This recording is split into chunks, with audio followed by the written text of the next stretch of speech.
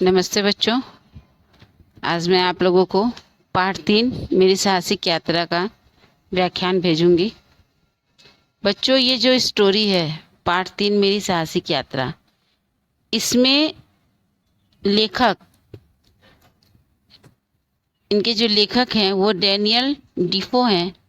इनका ये मानना है कि हम जब कहीं भी जाते हैं नए जीवन की शुरुआत करने के लिए, तो हमें कुछ परिस्थितियों का सामना करना पड़ता है। वहाँ पर अपने जीवन शैली को या अपनी जीवन पद्धति को जब हम शुरुआत करते हैं, तो उस समय हमें जो है एक नए तरीके से हर चीज़ का प्रयास करना होता है या उसकी शुरुआत करनी होती है। इसी में जो है उन्होंने इन सब चीज़ों को अपने उपन्यास में काल्पनिक पात्र, उनकी कल्पना का ये पात्र है, कोई हकीकत ये व्यक्ति नहीं है। निजी जिंदगी में उनके कोई ऐसा व्यक्ति नहीं था।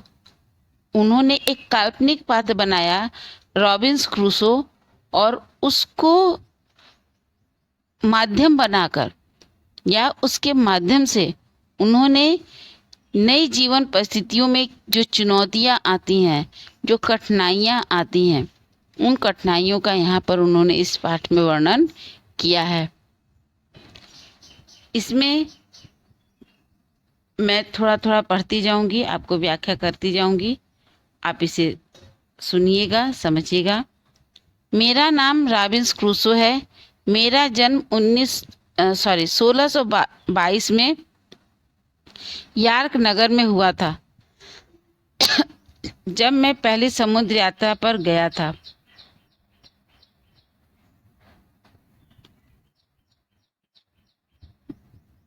मार्ग तूफान में, भारी तूफान में मैं फंस गया। मैं बुरी तरह डर रहा था। किसी तरह एक नाव में बैठकर काफ़ी कठिनाइयों के बाद मैं किनारे पर पहुंचा। वहां से लंदन पहुंचा। मेरी मुलाकात एक जहाज के मालिक से हुई जो गुयाना जा रहा था। उसने मुझे साथ चलने के लिए कहा। मैं उसके साथ चल दिया। इस यात्रा के लिए मैंने कुछ सामान खरीदा ताकि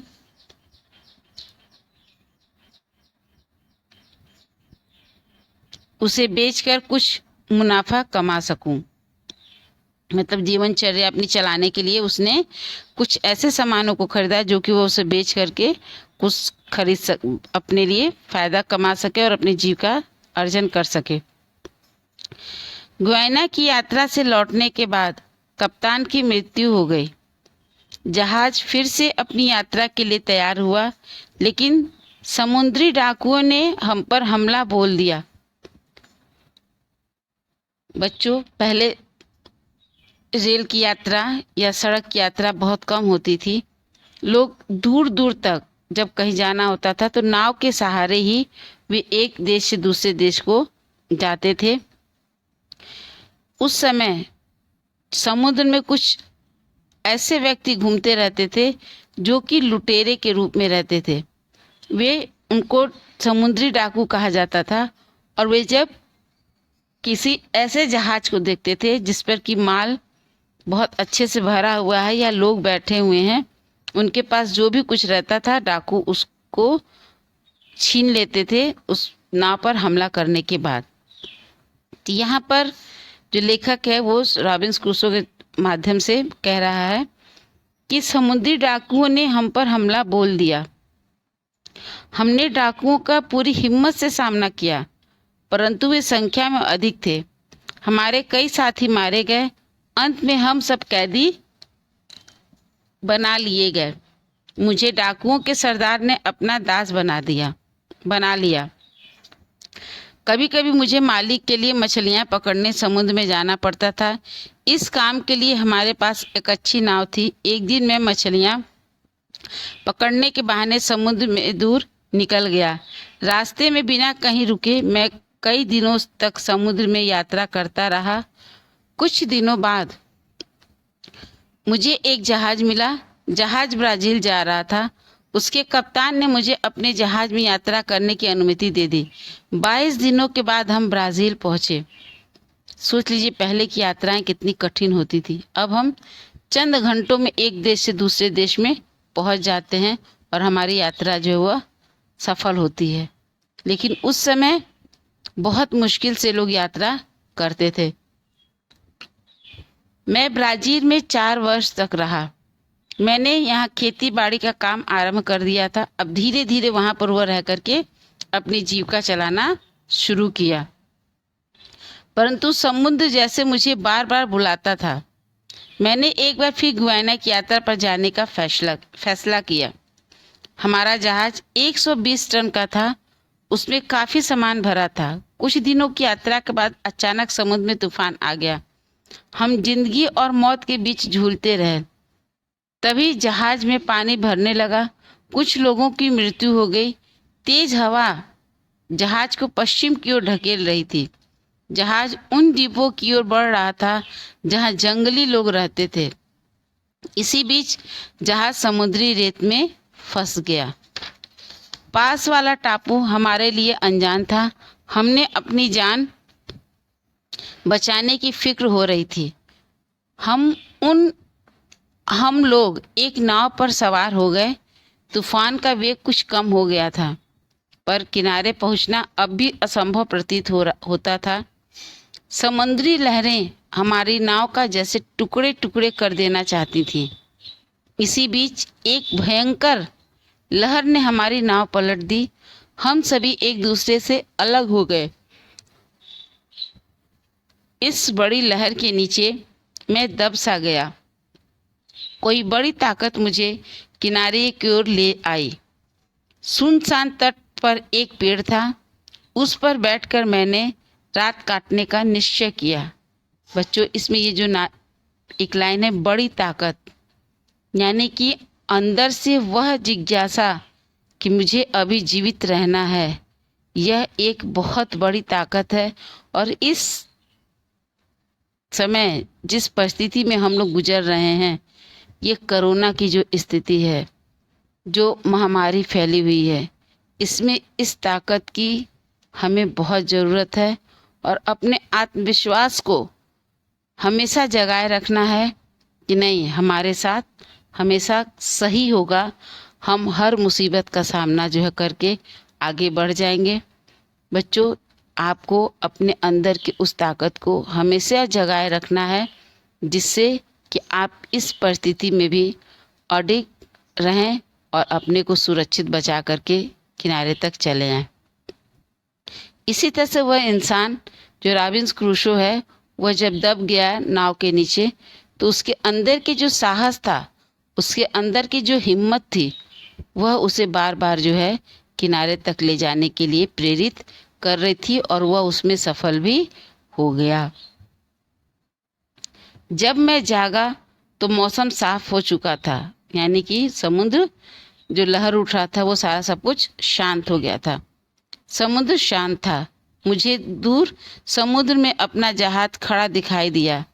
एक द्वीप पर जिंदा रहने के लिए मैंने जहाज से कुछ सामान लाने का निश्चय किया। मैं तैरकर वहां पहुंचा। जहाज पर एक रस्सा लटका हुआ था। मैंने उसकी सहायता से मैं जहाज पर चढ़ गया। मैंने वहां खाने का कुछ सामान इकट्ठा किया।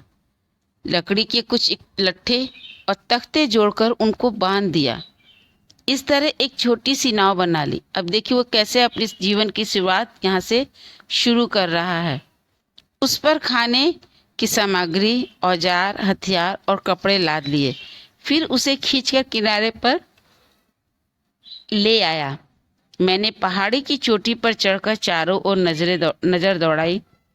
सब तरफ समुद्र फैला था और चट्टानें नजर आ रही थीं। तभी मैंने एक चिड़िया पर गोली चला दी। चारों ओर पक्षियों का शोर गूंजने लगा।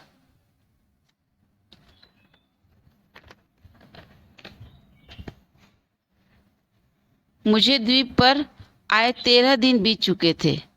हमारा जहाज अब दिखाई नहीं दे रहा था। शायद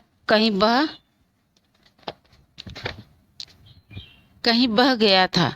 मेरी सबसे बड़ी चिंता नरभक्षियों और खतरनाक जानवरों से अपनी रक्षा करने की थी। मैंने रहने के लिए तंबू और गुफा दोनों का प्रबंध कर लिया था। बच्चों, जब इंसान की जो ज़रूरतें हैं, रोटी, कपड़ा और मकान, पहले उसने क्या किया? खाने की व्यवस्था की। उसके बाद वहाँ पर उसने अपने लिए क्या किया? तंबू और गुफा दोनों का प्रबंध किया, यानी कि मकान का जो उसने जगह बनाया। अपने निवास के आगे लकड़ी के खूंटों और तारों को एक मजबूत दीवार से बना ली थी। मैंने दरवाज़ा नहीं बनाया था, एक सीढ़ी रखी थी। दीवार लांघने के बाद मैं सीढ़ी उठा लेता था। जहाज से 2 बिल्लियाँ और एक कुत्ता मेरे साथ इस टापू पर आ गए थे। यहाँ आए मुझे 1 साल पूरा हो चुका था। छोटी मोटी टहनियों से मैंने कई प्रकार की टोकरियाँ बना ली। ये टोकरियाँ अनाज रखने के काम आती थीं। मैंने एक तोता पाल लिया जिसका नाम पॉल था। वह मेरा नाम लेकर मुझे बुलाता था। मेरे पास खाना बनाने के बर्तन बहुत कम थे, इसलिए मिट्टी से बर्तन बनाए और उन्हें आग में पका लिया। इस बीच मैंने जंगली बकरियों को पालना शुरू कर दिया था। एक दिन द्वीप पर मुझे किसी व्यक्ति के पांव के निशान दिखाई दिए। आखिर यह कौन हो सकता है? कहीं ये दैत्य के पांव के निशान न हो? यह सोचकर मैं परेशान हो गया। मुझे चिंता सताने लगी। यदि जंगली लोग मुझे देख लेंगे तो मार डालेंगे।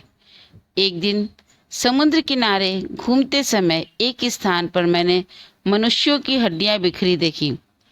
यहाँ नरभक्षियों ने आग जलाई थी और अपने साथ लाए बंदियों को मार डाला था। इससे मेरी चिंता और भी बढ़ गई। एक सुबह मैंने तट की ओर आती 5 नावें देखी। नावों में काफी लोग बैठे थे। इतनी बड़ी संख्या में लोगों को किनारे पर आते देख मैं डर गया। सोचने लगा, यदि उन्होंने आक्रमण किया तो मैं अकेला उनका सामना कैसे कर पाऊंगा। नावें रुकी, वे लोग उतरे। उन्होंने आग जलाई और नाचना शुरू कर दिया। वे भयंकर मुद्राएं बनाकर नाच रहे थे। उनके साथ कुछ कैदी भी थे। उनमें से एक कैदी मौका पाकर वहां से भाग निकला। वह उसी तरफ भाग रहा था जिधर मेरा घर था। उसके पीछे 2 जंगली भागे। मैंने उस व्यक्ति की जान बचाने का निश्चय किया। जंगलियों ने मुझे नहीं देखा था। मैंने उन दोनों को मार गिराया। भागता हुआ कैदी रुक गया। वह मेरा कृतज्ञ था। कृतज्ञ मतलब किसी के उपकार को मानने वाला। मैंने उसकी जान बचाई। उसने जमीन चूमी और मेरा पाँव मेरे सिर पर रख दिया। वह मेरे प्रति उसकी वफादारी का सबूत था। कुछ देर बाद मैंने उसे खाने के लिए रोटी और सूखे अंगूरों का गुच्छा दिया और रहने के लिए अपने घर के पास ही प्रबंध कर दिया। काफ़ी समय मेरे साथ रहते रहते वह मेरी भाषा के कुछ शब्द भी बोलना सीख गया था। मैंने उसका नाम फ्राइडे रख दिया क्योंकि वह इसी दिन मुझे मिला था। द फ्राइडे के दिन वो व्यक्ति मिला था, इसलिए उसका नाम फ्राइडे रख दिया। अब हम 1 से 2 हो गए थे। वह मेरी बात समझने लगा था। मेरी भाषा के कुछ शब्द बोल लेता। तब मैंने उसे बताया कि मैं इस द्वीप पर कैसे आया था।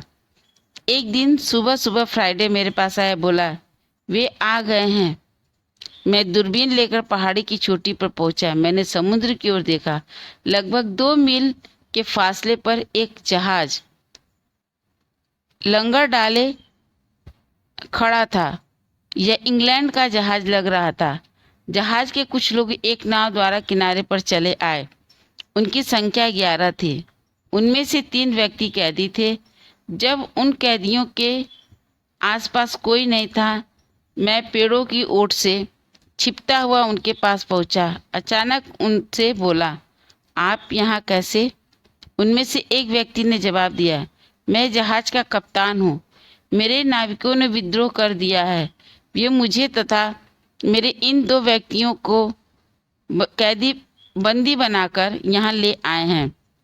मैंने उनको इस मुसीबत से बचाने का भरोसा दिया, अपने बारे में बताया। फिर कप्तान ने पूछा कि क्या इस विपदा से छुटकारा पाने के बाद वह मुझे और फ्राइडे को इंग्लैंड वापस ले जाएगा। कप्तान ने वादा कर लिया। हमने उन्हें लड़ने के लिए हथियार दिए। जब एक विद्रोही ने उनके हाथों में बंदूकें देखी तो वह अपने दूसरे साथियों को बुलाने के लिए चिल्लाया। उसी बीच कप्तान और उसके साथियों ने विद्रोहियों पर गोली चला दी। उनमें से एक की मृत्यु हो गई, बाकी जख्मी हो गए। कोई चारा न देख विद्रोहियों ने हमारे आगे आत्मसमर्पण कर दिया। विद्रोहियों ने अपने साथियों को वापस आते न देखा तो एक नाव में कुछ लोग तट की ओर चले। वे 10 थे। 7 आदमी किनारे पर आ गए, बाकी 3 नाव में बैठे रहे। 7 व्यक्ति आगे बढ़ रहे थे, लेकिन वे हमें देख नहीं पा रहे थे। हम छिपे हुए थे। फ्राइडे और कप्तान के एक साथी को दूसरी तरफ से भेजा ताकि विद्रोही धोखा न खा जाए। यही हुआ। हमारे दुश्मनों को अलग करके उन पर हमला बोल दिया। अपनी पराजय यानी कि अपनी हार को देखकर विद्रोहियों में से कुछ लोग हमारे साथ शामिल हो गए। इस बीच फ्राइडे व उनका साथी विद्रोहियों को दूसरी टोली को परेशान कर रहे थे। वे एक पहाड़ी पर पहुंचकर आवाज़ लगाकर छिप जाते और फिर दूसरी पहाड़ी पर पहुंचकर आवाज़ लगाते। इसके बाद दौड़कर वन में चले जाते। विद्रोही उनका पीछा करते करते बुरी तरह थक गए। हम अंधेरे में बाकी विद्रोही की प्रतीक्षा कर रहे थे। हमले से वे एकदम घबरा गए। कोई चारा न देखकर उन्होंने हथियार डाल दिए। मैंने कप्तान से पूछा, क्या अपने जहाज पर जाना चाहोगे? बच्चों, पहले का जो समय था वो बहुत ही कष्टकारी था। अब ये जो लेखक ने लिखा है, डेनियल डिफो ने, कहीं ना कहीं उनके जीवन में ये रहा होगा, घटा होगा घटना, जिसको इन्होंने एक रॉबिन्स क्रूसो के पात्र के द्वारा इन्होंने दर्शाया है। उसने कहा, हाँ, वह 2 नाव में अपने साथियों के साथ जहाज की ओर चल पड़ा। कौन? कप्तान और उसके साथी। आधी रात के समय वे जहाज पर पहुंच गए। उन्हें देख सभी विद्रोही घबरा गए। उन्हें अपनी पराजय स्वीकार करनी पड़ी। कप्तान ने 7 बार गोली चलाकर संकेत दिया। इसका अर्थ था वह जीत गया था। सुबह जब मैं जागा तो कप्तान लौट आया था। मैंने द्वीप से विदा ली और कप्तान के साथ जहाज पर आ गया। फ्राइडे भी मेरे साथ था। इस तरह 28 वर्ष उस द्वीप पर बिताकर मैं अपने देश की ओर चल दिया। बच्चों, ये रोचक कहानी जो है बहुत ही प्रभावशाली है। अब मैं तो चाहूँगी कि आप लोग इसी तरह का कुछ ऐसा काल्पनिक पात्र लेकर एक कहानी का बनाएं और मेरे पर्सनल व्हाट्सएप पर भेजें। आज आपका यही होमवर्क रहेगा। धन्यवाद बच्चों।